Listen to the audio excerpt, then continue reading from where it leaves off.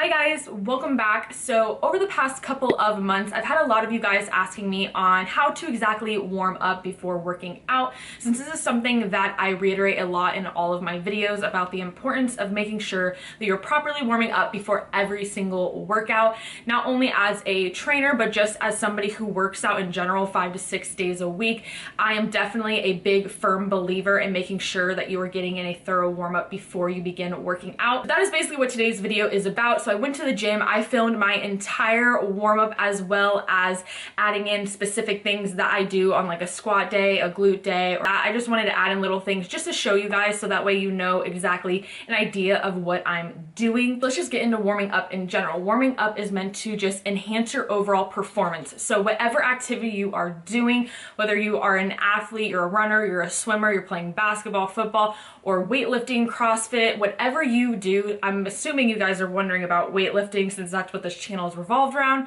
But technically, your warm-up is not really supposed to be a one-size-fits-all. Now, yes, warming up has like its protocols, like just the basic standard where, you know, you want to get your heart rate up, you want to get in some stretching, and then if you need some mobility or foam rolling, and then some activation exercises if you need to do that beforehand. There's kind of like this basic idea of what you're supposed to do, but really what warming up, if you want to really get into the nitty-gritty of warming up and see the best results in the gym, making sure that you are, hitting all your key points and all your movement patterns and all your, big lifts, you really want to kind of narrow down on what your body needs specifically. So whether you have muscle imbalances, previous injuries, if you have overactive muscles, underactive muscles, or even poor mobility, all of those in general are major key things that should play a role in your warm-up specifically. So some of the things you may see me doing today in my warm-up, you may not need, or you may need something different than what I need. So basically that's all I really wanted to say and just kind of reiterate the importance of warming up and just kind of break that down for you guys a little bit. I didn't want this to be like a too long in-depth of a video because I really hate when videos are like too overcomplicated, because really it's not that complicated if you just put in a little bit of effort in listening to your body and just taking into account on things that you may not be performing well in and trying to get to the bottom as to why. Most of your performance issues when you are lifting could easily be fixed by incorporating some things into your warm-up. So that was kind of the goal I wanted to share with you guys today. And now I want to walk you through my warm-up exactly and what I like to do on a lower body day. I'm showing you guys lower body specifically because that is my longest warm-up routine. It never takes me more than 10 to 15 minutes. Your lower body has so many moving parts and you're doing so many compound lifts with the squats and the deadlifts and just all those heavy lifts that it's really important for me personally to go in a little bit more in depth and kind of break everything down, especially with having a previous injury. It's really important for me to receive the best mobility possible. So let's get into my warm-up. First thing you're going to do that I did not film because, well, A, I was gonna do it last and I forgot. And B, I feel like you guys, I didn't need to turn around and go to the gym. It's just doing 5 minutes of walking on the treadmill. That's just my personal preference. I do a 3.5 mile per hour pace. Some days if I'm feeling lazy, I'll do like 2.7 to 3 miles per hour, but I'll just do that, and I'll do that for 5 minutes. No matter what, I'm always doing that before every single workout, just to help get my heart rate up a little bit and get my blood flowing, get my body moving and grooving before I get into the rest of my warm-up. So the second thing I do is I get into my stretching. So for lower body, and pretty much I do this every single day, actually, it's just kind of something that I've always done and I just really like doing, and that is going to be arm circles. So I do 10 forward and then 10 backward or reverse, whatever.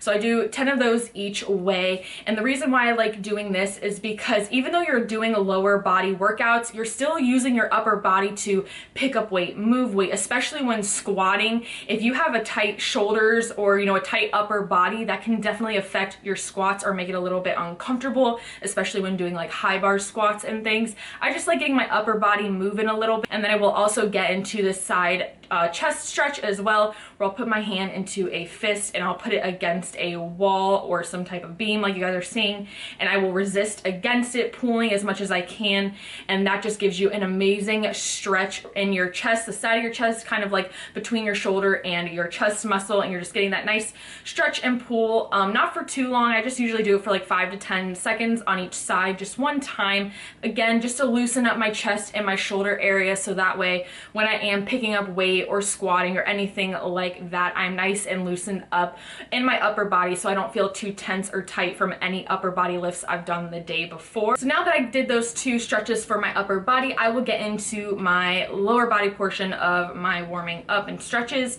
So the very first thing I do is I get into this deep lunge like pose, and so it's where my back leg is extended far out and I'm pretty low to the ground, getting a nice stretch in my hamstrings and my glutes. It's an amazing stretch for that. So these are obviously done single legged, and I will do this like slight pulsing motion just to kind of like re-pull over and over again slightly on those muscles to really help get them loosened up a little bit.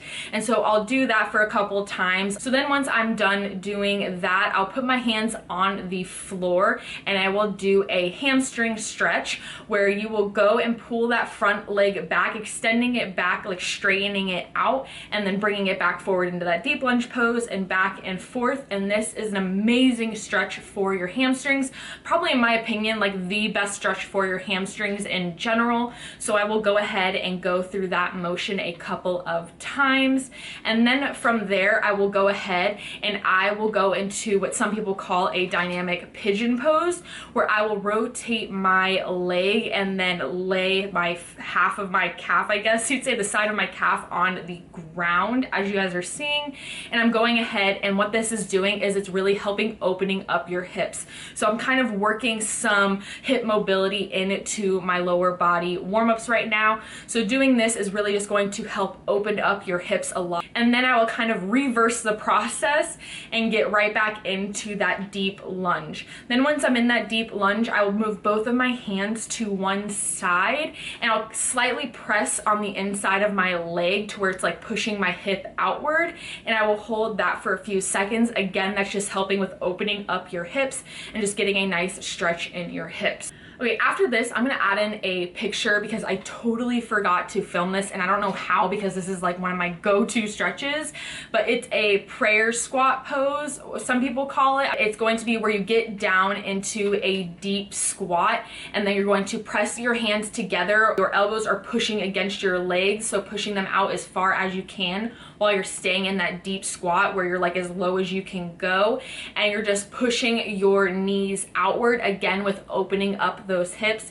And I will do that and I will hold that. I do hold that for 10 seconds. And now the next definitely plays a big role in a lot of your big lifts, especially squatting, is if you have tight calves. So what I like to do is do a calf stretch, where I will go ahead and put the bottom of my foot up against a wall, and then I will straighten out my leg and I will grab the wall and try to bring my body as close to that wall as possible, or my leg as close to the wall as possible. And what that's going to do is it's really going to give you a nice deep stretch in your calf. And I'll just do that for a few seconds on both sides. And now this next one is one that I personally do because I have poor mobility. I realized in one of my ankles, which happens to be on the side that I have my previous knee injury on, so it's kind of like a no shocker to me. So what I've been doing is this ankle mobility exercise where you're going to get down in this kneeling position where the leg that you are concentrating on is going to be up, and you're going to go ahead and grab some type of weight. You don't have to grab weight, but I definitely find that it definitely like helps a lot more if you do grab weight. I personally prefer a kettlebell. If not, you could use a dumbbell or a plate, but kettlebell definitely works the best just because of the flat surface. And you'll put it on the edge of your knee, and then you're going to go ahead and have your knee trying to go over your toes, but you're making sure to keep your foot flat on the ground the entire time. Do not let your heel lift up from the ground, because then that's obviously your ankle not stretching, you're just giving in. So try to go as far as you can while keeping your ankle on the ground, and then your other leg is just going to be bent down next to you, and then you can go ahead and switch to the other side. Now, although my mobility isn't nearly nearly as bad in my left as my right. Whatever I do to one side, I always do to the other. That's just how I am. I have to make sure I'm staying balanced. But again, that type of mobility exercise is something that is not needed for every single person. And now I know like this all seems like a lot because I'm sitting here and explaining it to you. This isn't like, you know, a 30-45 minute process like it may sound. This is just me taking you guys through every single thing in depth so you guys know exactly what I'm doing. But again, in reality, it only will take you like 5 to 10 minutes on top of your treadmill walk. So we are going into the next thing, which is going to be leg swings. I always do leg swings. This is probably a dynamic stretch that you see most people do. I think it's probably one of the most common things people do. And so I do 10 to 15 back and forward and then side to side on each leg. Again, that's just really good with just getting your hips opened up and warmed up, especially before you're getting into any squatting positions or just really anything that's going to require you to really open up those hips and get down to deep levels. So now that the main lower body portion is out of the way, we're gonna go into the activation, which is the last part of my warm up and what I always do last. Now for me, I have different drills that I do for different workout focused days. For the first thing is going to be squats. At any squat dominant day, I will go and do a plank, and I will hold a plank for about 30 seconds to really get my core activated, because especially in squatting, your core is extremely important. So I go ahead and I do hold a plank pose. And then after that, all I do is I will do 10 to 15 body weight reps of squats.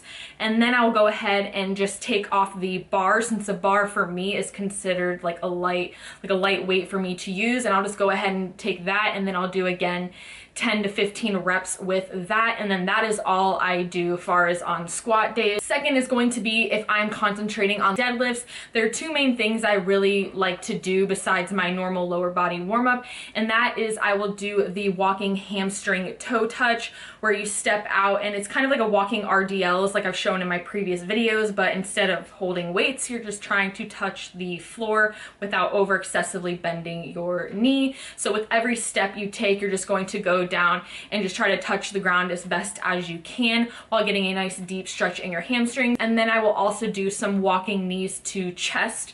So I will also do these sometimes on my squat day as well. It just depends on how I feel. And then the last thing, the thing that is everybody's favorite, is going to be my glute activation. So glute activation was all the craze. I definitely fell into doing a lot, a heavy glute activation routine.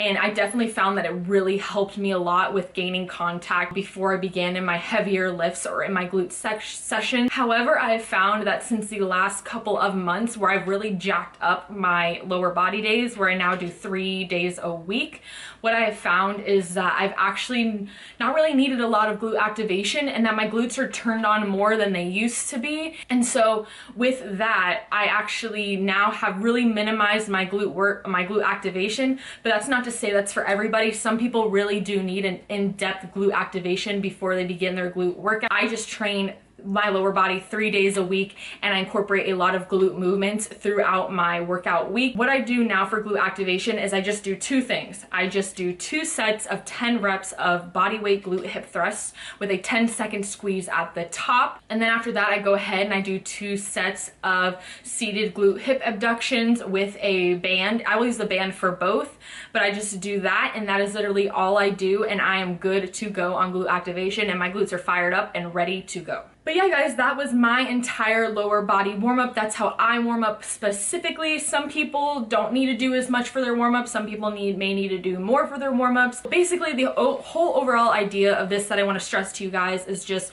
really get in tune with your body and do some research and just kind of test out different stretches, different mobility work, different activation exercises, just all different types of things that you can start incorporating into your warm-up to really just help enhance your overall performance in your workout workout routines, and you will really notice a significant difference. I promise you that.